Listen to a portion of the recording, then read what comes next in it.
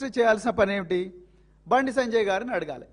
అయ్యా బండి సంజయ్ గారు, మీ దగ్గరికి అమ్మాయి తల్లి, వాళ్ళ నాన్నగారు, సంగప్ప నలుగురు వచ్చి మీరు కూర్చున్నారా లేదా? మీరు మళ్ళీ ఆ అమ్మాయిని ప్రత్యేకంగా లోపలికి తీసుకుపోయి ఆ అమ్మాయిని బెదిరించిండ్రా లేదా? వాళ్ళ కాల్ డీటెయిల్స్ అవన్నీ తీసుకొని చూడాలి.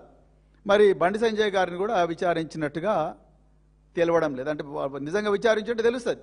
మరి కేంద్ర మంత్రికి చిన్న చిన్నలకే నోటీసు, ట్యాపింగ్ కేసులో అయితే రన్నింగ్ కామెంటరీ పెట్టిండు కదా 300 రోజులు. మరి దీంట్లో సంజయ్ గారికి కూడా నోటీస్ ఇచ్చుంటే మరి అది తెలవాలి కదా. సంజయ్ గారిని కూడా ఇంతవరకు విచారించలేదు. అందుకొరకే ఆయన బాజాప్తా జూన్ 9వ తారీఖు నాడు హైదరాబాద్కి వచ్చిండు. వచ్చి ఆయన అంటున్నాడు, నేను హైదరాబాద్లో పాలు తాగినందుకు నాకు జ్వరం వచ్చింది అంటున్నాడు. అయ్యా సంజయ్ గారు, మీరు మీ కుమారుడు ఈ వ్యవహారం చేసినందుకు ఈ పోక్సోలో మీ కుమారుడు మరి చేసిన నేరానికి ఆయన్ను 9 రోజులు మీరు కాపాడిన వ్యవహారానికి తెలంగాణ పిల్లలందరికీ జ్వరం వచ్చింది.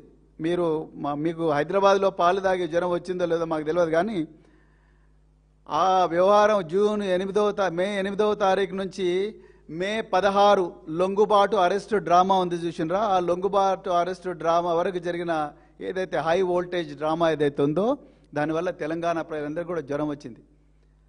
సో దీన్ని దయచేసి ప్రజలందరూ కూడా గుర్తించాలి. సో ఇక్కడ విషయం ఏంటంటే, కొంతమంది బీజేపీ నాయకులు ఏమాత్రం కూడా ఇక వాళ్ళకు ఆ రోజు ఎవరు మాట్లాడలేదు, కాంగ్రెస్ వాళ్ళు మాట్లాడలేదు, బీజేపీ వాళ్ళు మాట్లాడలేదు. ఇలా ఖమ్మంలో జరిగిన